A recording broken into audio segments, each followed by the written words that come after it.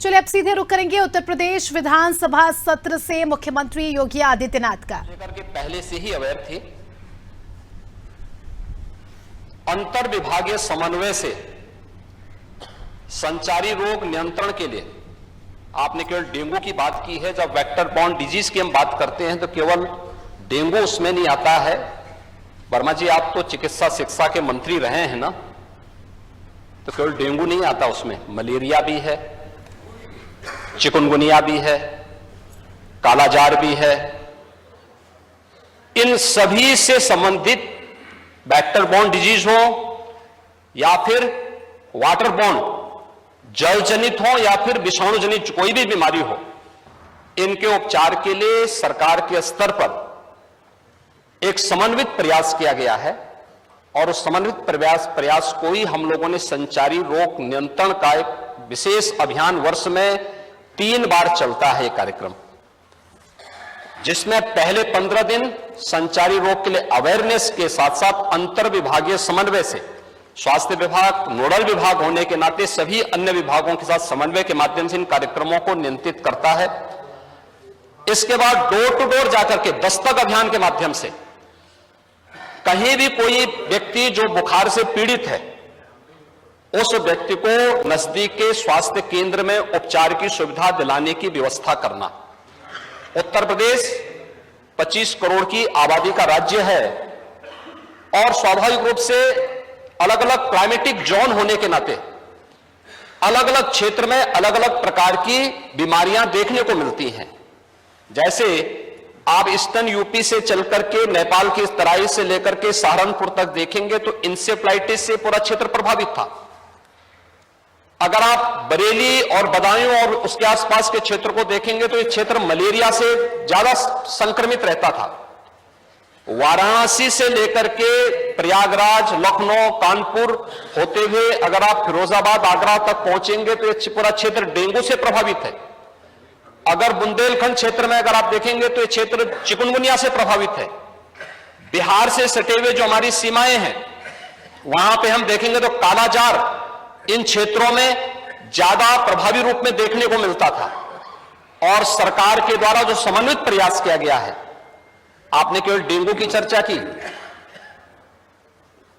बीमारी डेंगू पूरी तरह नियंत्रण में है और सरकार के द्वारा समय पर उठाए गए कदमों का परिणाम था।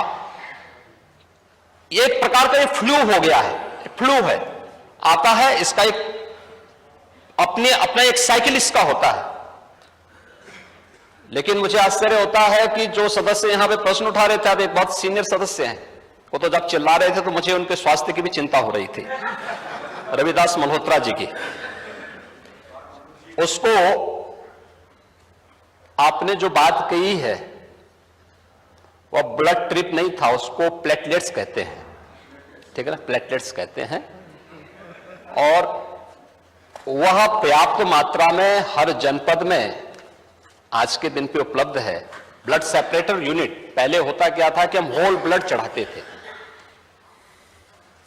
हर एक पेशेंट पे होल ब्लड की आवश्यकता नहीं, खासतौर पर वायरल जनित जो ये बीमारियां होती हैं जिसमें डेंगू है या बहुत सारे ऐसे वायरस आते हैं जो प्लेटलेट्स काउंट को कम करती हैं। उस स्थितियों में प्लेटलेट्स की अतिरिक्त आपूर्ति के लिए उस व्यक्ति को उसको बाहर से चढ़ानी पड़ती है। इसके लिए हर जनपद में ब्लड सेपरेटर यूनिट दी जा चुकी है, वे काम करनी शुरू की है। वहां पे हर जगह सरकार के स्तर पर बेहतर प्रयास हुआ है। और जहां तक नेता प्रतिपक्ष के द्वारा यह कहा जाना कि साहब प्राइवेट हॉस्पिटल में, याद रखना डबल इंजन की सरकार है, ये केवल बोलती नहीं करके दिखाती भी है। प्रदेश के अंदर 10 करोड़ लोगों को आयुष्मान भारत और मुख्यमंत्री जन आरोग्य योजना के अंतर्गत 5 लाख रुपए सालाना स्वास्थ्य बीमा का कवर भी ये सरकार उपलब्ध करा रही है। वह किसी भी पैनल्ड हॉस्पिटल में, वह सरकारी हो, सरकारी में सारी सुविधाएं फ्री में हैं, लेकिन किसी भी प्राइवेट हॉस्पिटल में जाता है तो वहां वे सुविधाएं मिल रही हैं।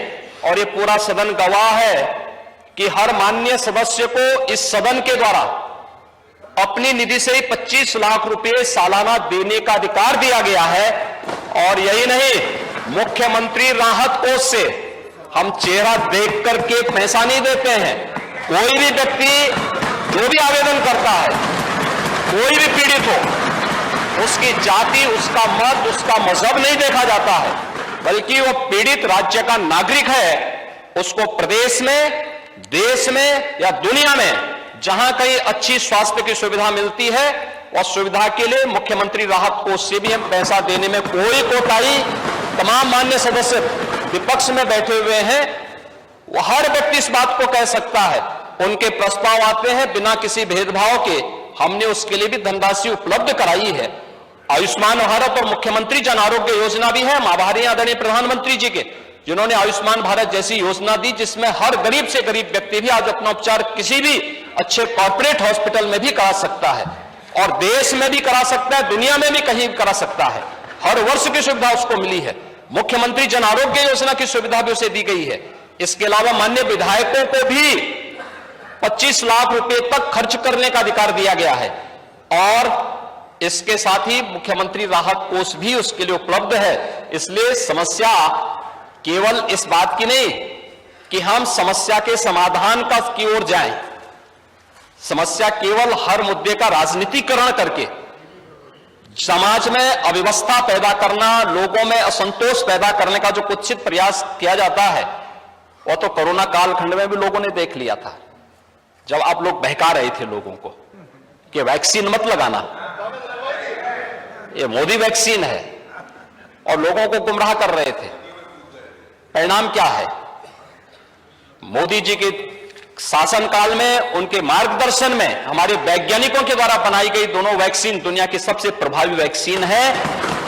दुनिया के अंदर तमाम देशों में कोरोना महामारी के मामले